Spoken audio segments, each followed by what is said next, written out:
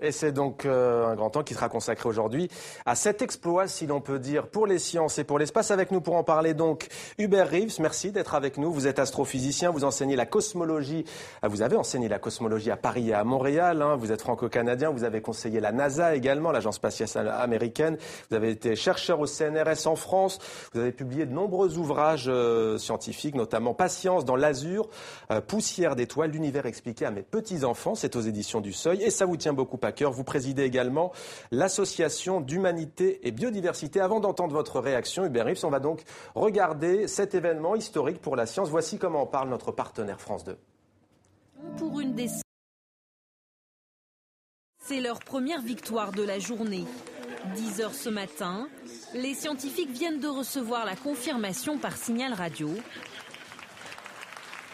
Le robot Philae est bien en route pour la comète Chury. On est soulagés.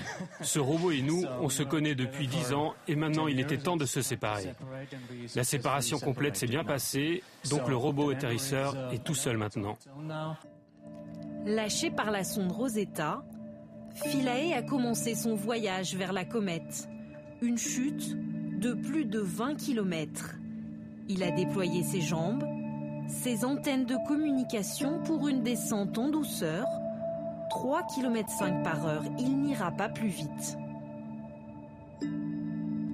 Philae doit se poser dans ce cratère d'1 km².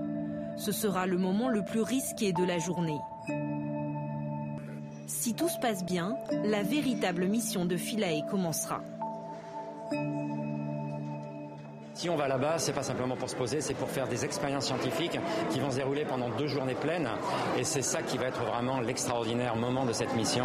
C'est quand on va commencer à comprendre les propriétés internes à la surface, la composition de ce matériau.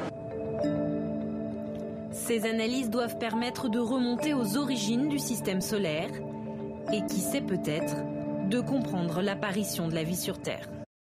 Voilà, et la sonde Philae, robot d'1 petit gramme, s'est donc posée sans encombre sur la comète dite de Chury, pour raccourcir son nom, qui est difficile à prononcer. Hubert Reeves, grand astrophysicien, est avec nous dans 64 minutes. Que vous inspire cet événement ? Bon, pour moi, c'est un grand jour. C'est un grand jour pour la science spatiale, pour la France, pour l'Europe, pour l'humanité. C'est la première fois qu'un instrument, un objet fait par des êtres humains, une sonde, a atterri sur une comète. C'est un voyage qui dure depuis 10 ans. Oui. De son côté, la sonde s'avançait vers la comète. De l'autre côté, la comète s'avançait. Aujourd'hui, on a vu avec soulagement, parce qu'on était inquiet, c'était pas gagné d'avance, qu'elle s'est déposée d'une façon utile, d'une façon utilisable. C'est un grand moment, non seulement pour montrer les prouesses de l'humanité, que d'avoir envoyé une sonde à une telle distance et d'avoir réussi, mais ce qu'elle va faire, cette comète, après coup. Qu'est-ce qu'elle va faire? Eh bien, elle va étudier qu'est-ce que c'est une comète. Jusqu'ici, on s'était approché à quelques centaines de kilomètres ou milliers de kilomètres, je ne me souviens pas très bien, de la comète de Halley. C'est la première fois qu'on va toucher une comète. C'est une exploration tout à fait nouvelle. Pourquoi une comète, ça nous intéresse? Parce que les comètes, ce sont des petits corps. C'est pas plus gros qu'une grosse montagne. C'est né en même temps que le Soleil, que le système solaire, il y a 4,5 milliards d'années. Les comètes sont très loin du Soleil. Elles sont comme dans le frigo. Il fait très froid où sont ces comètes. Il fait 70 degrés absolus, ce qui fait environ moins 200 degrés Celsius. Okay. Et donc, la matière de cette comète a été conservée, elle n'a pas été altérée. Toutes les planètes comme la Terre, la Lune, Jupiter ont été chauffées, transformées. Il y a une longue histoire qui est inscrite. On va donc découvrir des molécules vieilles de 4 milliards d'années. On va découvrir, oui, exactement. Nous allons avoir un objet qui a été conservé comme au frigo pour nous et qui va nous raconter comment était le système solaire à sa naissance. C'est-à-dire comment ça s'est passé, comment le Soleil est né, etc. Et de découvrir peut-être les sources de l'eau et de la vie sur Terre aussi? Oui, alors là, il ne faut pas aller trop vite. L'eau, certainement, parce qu'on a toutes les raisons de penser qu'une comète, c'est de la glace. Nous savons aussi que l'eau est importante pour la formation de la vie. Donc, quelle est la nature chimique de l'eau? C'est ce qu'on va connaître. Et probablement qu'on va trouver aussi des molécules de carbone, d'azote, oxygène, qui ont joué un rôle dans l'histoire de la vie. Donc, ça ne va pas nécessairement nous donner le dernier mot sur l'origine de la vie, mais ça va nous donner des renseignements qui vont être fondamentaux pour essayer de comprendre ce qui s'est passé pour que notre planète soit habitée, pour que nous soyons là. Aujourd'hui, maintenant. Alors, comment est-elle cette comète, Hubert Reeves? Est-ce qu'elle est comme de la pierre solide? Est-ce qu'elle est poussiéreuse, voire comme de la régolithe lunaire? On évoque une odeur d'œuf, par exemple. Mais comment est-elle physiquement? C'est ce que nous allons savoir. C'est ce que nous ne savions pas. Nous savions que c'est un bloc de glace et de poussière et d'éléments carbonés comme du goudron. Une comète, c'est ça. C'est quelque chose de solide, mais qui est fait de glace et de poussière. Mais au-delà de ça, on ne savait pas. Par exemple, tout le problème, c'était quelle est la nature du sol. Est-ce que c'est comme du yaourt dans lequel vous allez vous enfoncer et puis finir la sonde? Est-ce que ça résiste? C'est ça qui était la difficulté. Aujourd'hui, depuis quelques instants, nous savons qu'une comète, c'est comme une planète rocheuse, comme un corps rocheux. C'est donc solide, on peut donc s'y déposer, on peut y faire des expériences. Mais ça, on ne savait pas. C'est ça qui était toute la tension, le suspense de la journée. C'est qu'est-ce qu'on va arriver, qu'est-ce que cette malheureuse sonde va découvrir quand elle va atterrir, est-ce qu'elle va disparaître à tout jamais, ou bien si elle va être utilisable. La bonne nouvelle, c'est qu'elle est utilisable. Alors là, il y a toute cette excitation, cette médiatisation, mais maintenant, concrètement, que va-t-il se passer? Quelle est la prochaine étape? Des chercheurs, des scientifiques vont commencer à travailler concrètement?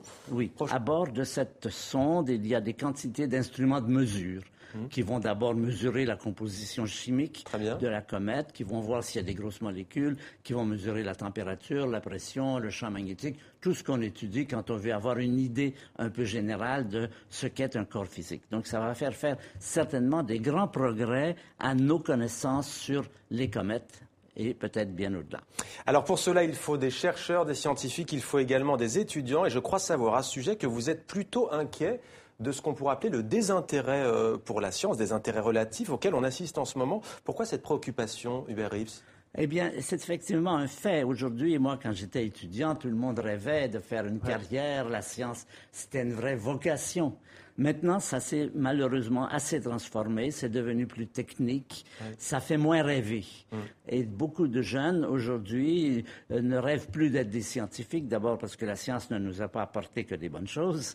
Nous avons l'effet de serre, la bombe atomique et tout ça. On a cru pendant longtemps que la science allait apporter le bonheur aux hommes. C'est ce qui a été vrai ce qui a été dit pendant le 18e, 19e siècle. Aujourd'hui, on le sait qu'elle peut apporter son bonheur, mais aussi son malheur. Et donc, c'est, je pense, ce qui fait que beaucoup de jeunes cessent de s'y intéresser, que les classes de sciences dans les universités voient leur nombre réduire et que nous sommes contents de ce qui se passe aujourd'hui parce que ça donne la mesure de l'excitation que peut donner une carrière scientifique. Évidemment, c'est pas tous les jours qu'on se dépose. Une information nous parvient à l'instant, pardon de vous couper, Hubert Reeves. Inquiétude sur l'ancrage au sol du robot Philae sur la comète. C'est ce qu'annonce l'Agence spatiale européenne. On profite de votre présence. Expliquez-nous, que veut dire inquiétude sur l'ancrage au sol? Oui, alors, la comète, elle est petite. Elle n'a pas un champ de gravité important. Elle n'attire pas beaucoup. Donc, ce qu'on craignait, c'est que la sonde, en arrivant, rebondissent et repartent. Vous voyez, il n'y a pas le champ de gravité ici sur la Terre ou sur la Lune. Quand vous déposez quelque chose, ça colle par le champ de gravité. Là, ça ne colle pas par le champ de gravité. Donc, qu'est-ce qu'on fait? Vous avez vu ces petits bras qui se répandent et qui plongent des pointes métalliques pour essayer de l'arrimer et qu'elle ne reparte pas aussi vite qu'elle est arrivée. Bon, on va suivre tout cela avec attention. Alors, vous avez évoqué les changements climatiques et le réchauffement. Quel regard portez-vous sur ce danger qui guette à la fois la planète et donc l'humanité? Vous avez décidé, vous, d'agir? Oui.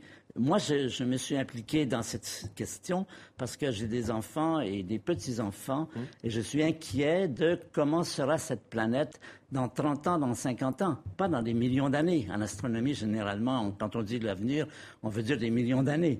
Là, c'est à l'échelle de quelques décennies que la Terre et la biosphère, les lieux de notre habitation sont en train de se transformer, vous le savez, avec le réchauffement, les glaces fondent, il y a plein d'une accélération des tempêtes et de leurs dégâts. Et donc, nous sommes inquiets parce que, alors nous connaissons bien la cause maintenant, c'est notre utilisation de la planète. Par exemple, ce qu'on appelle l'effet de serre, le fait que nous rejetons dans l'espace des quantités de gaz carbonique qui font un effet de serre et qui réchauffent la planète. Donc c'est ça, pour ça que je me suis impliqué, c'est que je pense qu'il y a vraiment, nous sommes vraiment en danger, nous sommes vraiment au point où c'est l'avenir de l'humanité qui est en danger. Et que peut l'espace, que peut votre discipline qui est l'astrophysique, Hubert Reeves, justement pour lutter contre ce réchauffement climatique? Bon, la première chose, c'est que la science nous permet de comprendre quels sont les problèmes. Oui. Avant de se mettre à soigner un problème, il faut d'abord savoir quel est ce problème. Le diagnostic. Il y a le diagnostic. Le diagnostic, il se fait par la science, par la physique, par les connaissances planétaires, par une meilleure connaissance de notre planète. Et ça se fait en conjonction avec la connaissance de ce qu'on appelle la planétologie, c'est-à-dire toutes les planètes que nous avons étudiées. Nous essayons par nos connaissances sur différentes planètes, pas seulement la Terre, mais aussi la Lune, aussi sur Vénus, aussi sur Mercure, d'en connaître un peu plus pour être en mesure d'évaluer quels sont les risques et surtout qu'est-ce qu'on peut faire pour réduire, pour améliorer la situation. Vous avez lu vos premiers livres d'astrophysique lorsque vous étiez enfant. Et si l'avenir se trouvait là-bas, là-haut, loin, à des millions de kilomètres, vous y croyez? Si l'avenir se trouvait c'est-à-dire, vous voulez dire d'aller habiter ailleurs? Pas forcément, mais en tous les cas, si l'avenir de l'humanité passe par justement une meilleure connaissance de l'espace, ou aller habiter, pourquoi pas? Non, alors pour habiter, je crois que c'est pas la bonne idée. Je pense que si on essaie, comme plusieurs personnes prétendent, de fuir la Terre pour éviter les dangers, et si on n'a pas résolu nos problèmes à nous, on va simplement transporter le mal ailleurs. C'est-à-dire que les dommages que nous faisons maintenant, on les causera plus tard ailleurs. Mettre le profit devant la sécurité, ce qui est le grand problème, on va les causer ailleurs et on n'avancera pas. Alors, c'est d'abord une question qui doit se régler ici par un meilleur comportement de l'espèce humaine vis-à-vis des notions de profit, etc. Alors, vous avez lu des livres, je le disais, d'astronomie très tôt. Vous aimez aussi, je crois savoir, la poésie. Vous dites d'ailleurs que les poèmes vous permettent justement de mieux vivre, en fait, vous font beaucoup de bien. Expliquez-nous. J'aime beaucoup la poésie, j'aime beaucoup lire et surtout me réciter à moi-même. Une de mes occupations favorites, par exemple, si je suis dans une gare d'avion et que je sais que le prochain vol est dans 5 heures ou dans 6 heures, ou bien quand je suis dans la forêt, j'aime beaucoup prononcer les mots de mes paroles, de mes poètes favoris, qui sont Valéry, qui sont